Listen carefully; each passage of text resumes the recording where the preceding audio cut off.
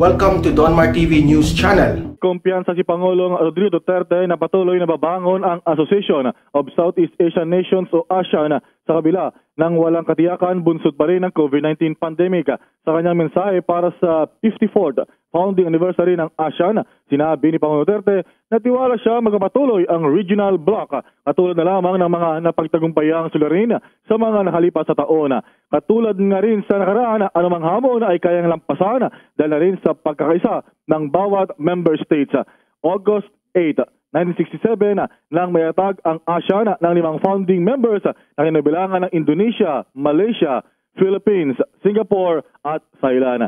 Samantala, ito dagdag na lamang din Bombo Dennis, Bombo Jane, matapos ang matagumpay na pagsabak sa Tokyo Olympics, uuwi na mamayang hapon nga ang mga Filipino Olympians at agad na mag-courtesy call ang mga ito kay Pangulong Rodrigo Duterte. Pero virtual lamang ito, gaya kay nangyari noon kay Heidelin Diaz nung siya ay nanalo ng ginto at bumalik sa Pilipinas.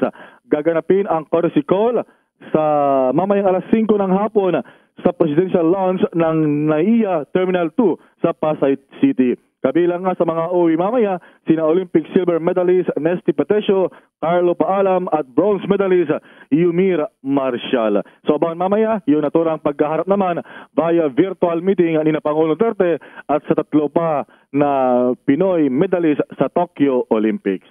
Samantala, isa sa mga pinakamalaking COVID-19 facilities ng Maynila, higit 80% ng okupado dahil sa paglobo ng mga kaso. Umabot na sa higit 80% okupadong kama sa mega COVID-19 field hospital na pamahalang lungsod ng Maynila. Sa anunsyo ni Manila Mayor Francisco Isko Moreno Domagoso, 88% na o 302 beds mula sa 344 bed capacity na pasilidad ang kasalukuyang ginagamit ng mga pasyenteng may COVID-19. Nababahala ang alkalde na malapit na mapuno ang naturang pasilidad, ngunit nagsabing gagawin ng lahat upang matugunan ang pangangailangan ng mga magpapa-admit na mga residente. Ang 6 namang district hospital sa Maynila ay halos 50% ng gamit kung saan 208 beds na ang okupado. Sa datos naman ng City Health Department tungkol sa bakunado at hindi bakunadong pasyente, 11% sa mga ito ay unang dose pa lamang ang natatanggap. 24% naman ang mga fully vaccinated na, samantalang 65% naman ang hindi pa nababakunahan. Ito naman ang piniliwanag ni Moreno na mahalaga magpabakuna sa gitna ng muling pagdami ng mga tinatamaan ng sakit. Timo si Manny Pacquiao, walang masagot. Yun, magiging presidente, ay inutil. Nako, kawawa ang bansa. Kawawa ang bansa natin. Dahil walang alam yun. Hindi nga nakagraduate puro pandaraya pa ginagawa, pati sa school. Ano yun? Ano siya? Para tularan ng mga kabataan, mandaya. Anis ba yung ganon? Naku, Diyos ko po, parang nyo inilubog sa kumunoy ang Pilipinas. Doon sa gitna ng dagat, buong Pilipinas, pagkaya ng mga naging presidente. Tsaka yan si Lacson, wala nang ginawa yan kundi mangontra. Walang naitutulong. Ako, yung mga ganyan mga tao, mga balimbing, huwag niyo iboboto yan. Pag nanakaw lang ang gagawin nila, gusto lang nilang makaupo. Hindi para makatulong.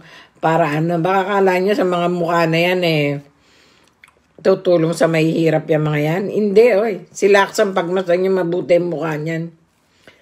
Hindi yan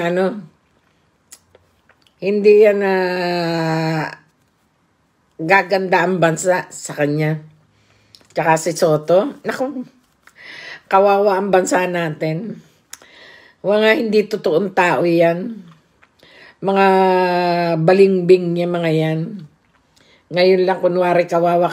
Sabi ko na nga ba mag-i-eleksyon na naman Kaya naglabasan na yung mga salot ng Pilipinas. Anak ng kuting talaga, oo. Maawa naman kayo na mga naghahangad na makaupo sa posisyon sa mataas. Gusto nyo lang gawing model ang Malacanang. Masabi lang na, ay naku, naging presidente ko, nakatulog na ako sa Malacanang. Yung aking palasyo. Tsaka yan si Isko Moreno, wag nyo yan. Naku po, kawawa ang bansa natin, komunista. Ni season. tauhan ni Season. Naku, tumigil-tigil na kayo. Walang matino sa inyo. Yung mga naghahangad na makaupo sa Malacanang, masabi lang, naging presidente sila. Para ilagay sa history, kunwari, nasa book sila ng nasa libro. Hindi yun ang importante na malagay ka sa libro,